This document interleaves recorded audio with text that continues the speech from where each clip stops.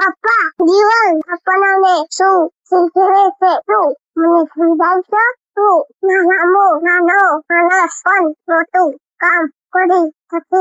મને સમજાવશો? જીવનમાં કોઈને નાનું કેમ ના સમજવું જોઈએ? મને સમજાવશો? જીવનમાં એવી કઈ વાત છે દરેક માણસે યાદ રાખવી જોઈએ? સમજાવશો? પપ્પા.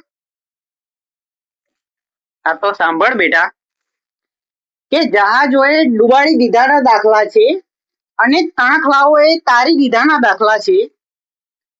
હસ્તી ક્યાં હતી એક રાજા આગળ એની, છતાંય ઝાડ કોતરીને ઉંદરે સિંહને છોડાવ્યાના પણ દાખલા છે.